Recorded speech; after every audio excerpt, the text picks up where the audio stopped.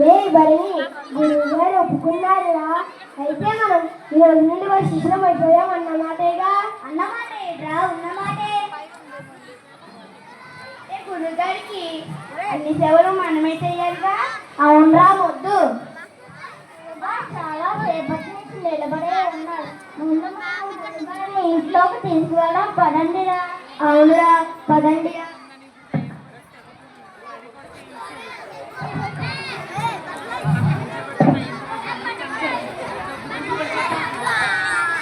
ఒరే ఒరే ఏం చేస్తున్నారా? వదలండి రా వదలండి. గురుగారు మీ కాలు కిందన పెట్టకుండా చూసుకుంటాం. వదలండి రా వదలండి. మీ మొదటి పనులతో నా కాళ్ళు విరిగితే నిజంగానే నా కాళ్ళు కింద పెట్టలేను రా. వదలండి రా వదలండి. ఒరే ఒరే ఎవర్రా మీరు? ఆయన్ని ఎందుకు మోసుకొస్తున్నారా చెప్పండి. ఒరే గురుపతిని రా, అందరూ నమస్కారం చేయండి. అయ్యో అయ్యో నా నడుము విరిగింది. నాయనో ఎంత పని చేశారా? అయ్యయ్యో ఎంత పని చేశారా? బడుతాయిన్నారా? కొంచెమైనా బుద్ధి ఉందా లేదా?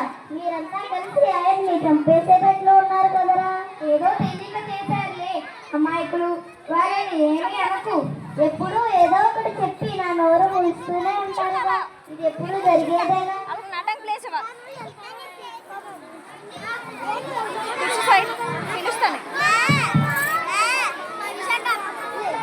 అలా కొన్ని నెలలు గడిచిన తర్వాత వారి శిష్యులు ఒకరోజు ఒరే మనం గురువుగారి దగ్గర చేరి సుమారు 1 సంవత్సరం అయింది. మనకు చాలా కష్టపడి ఎన్నో విషయాలు నేర్పించారు. కాబట్టి మనం గురుదక్షిణగా ఏదైనా బహుమతి ఇస్తే బాగుంటుంది. కొనకి ఏదైనా ఇస్తే బాగుంటుంది. ఏమిస్తే బాగుంటానంటూ నేను చెప్తాను. నాకు ఒక మంచి ఆలోచన వచ్చింది. ఒక చేతికర్ర కొనిద్దాం. ఒరే నీకు మతిమరుపు ఎక్కువైంది. గురుగారికి ఇదివరకు చేతికర్ర ఉంది కదా. అలాగా అయితే గురుగారికి మంచి సాల్వా ఇద్దాం. ఇప్పటికే రాజుగారు ఇచ్చిన పట్టు సాల్వాలు ఎనప పెట్టిలో మునుగుతున్నాయి. బాగా ఆలోచించండి రా. బుర్ర పెట్టి ఆలోచించండిరా. మీరంతా బుద్ధి లేని వాళ్ళు. నేను చెప్తాను చూడు. గురుగారు పురాణాలు చెప్పడానికని ఆ ఊరు ఈ ఊరు వెళ్తుంటారు కదా. ఎడ్ల బండి మీద వెళ్ళడం ఇబ్బందిగా ఉంటుంది. అందుకే గుర్రం కొనిద్దాం. గురువుగారు గుర్రం మీద వెళ్తుంటే అచ్చం మహారాజులా ఉంటారు. మరి గుర్రాన్ని ఏ అంగడిలో అమ్ముతారు? ఒరే తెలుగు తక్కువ దద్దమ్మ, గుర్రాన్ని అంగడిలో అమ్మర్రా, సంతలో అమ్ముతారు. సరేరా, ఈ బహుమతి గురువుగారికి తెలియకుండా ఇద్దాం. ఈ విషయం గురువుగారికి అస్సలు తెలియకూడదు. సరేనా?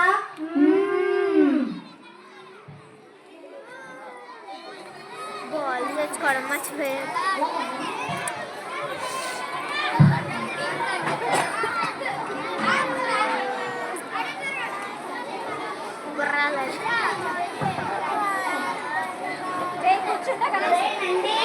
ఇక్కడ అన్నారు సాయించడం నీ వల్ల అవుతుంది కానీ నడవడం మాత్రం నీకు చేత కావట్లేదు. నేనేమి ఒరేయ్ అటు చూడండి రా.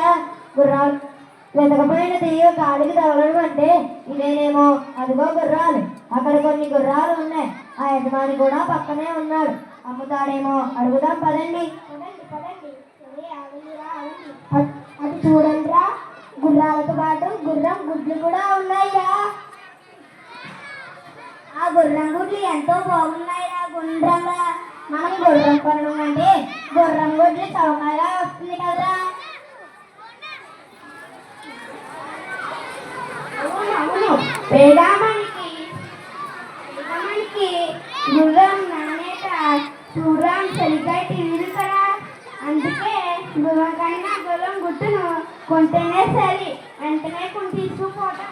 ఏంటి స్వాములు అందరూ కట్టగట్టిగానే వచ్చారు?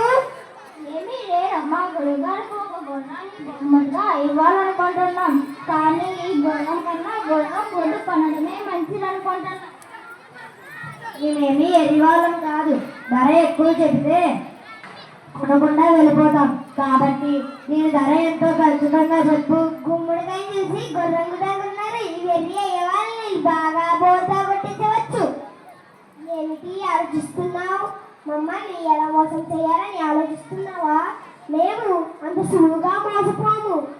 అయ్యయ్యో ఎంత మాట!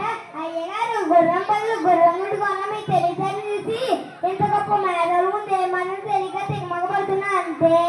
చూసారా మనం ఎంత మేధామో? అతనికి బాగా అర్థమైంది. చెప్పు ఎంత మాటావు? దాని దేవుని సోములు ఒక 20 వరాలు ఇచ్చి మీకు నచ్చిన గుడి తీసుకెళ్ళండి. 20 వాహాలు తీసుకొని ఒక అందమైన గుడ్డును తీసివ్వు.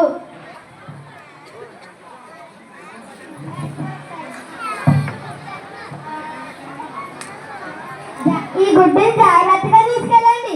ఈ గుడ్డు కింద పడితే నాకు సంబంధం లేదు సుమా.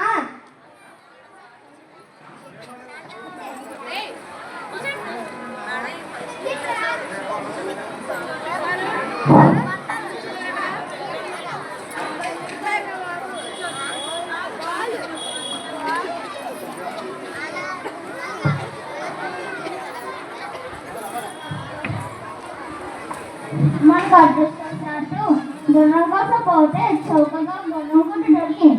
కానీ దీనిని ఎలా పొడగేయాలి? గుర్రపల్లి ఎప్పుడు బయటకు వస్తుంది?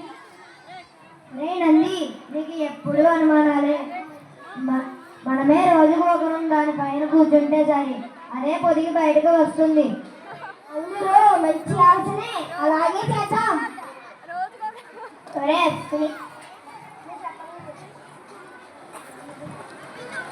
అలా శిష్యులు రోజుకి ఒక్కొక్కరు చెప్పిన గుడ్డ మీద కూర్చుంటారు.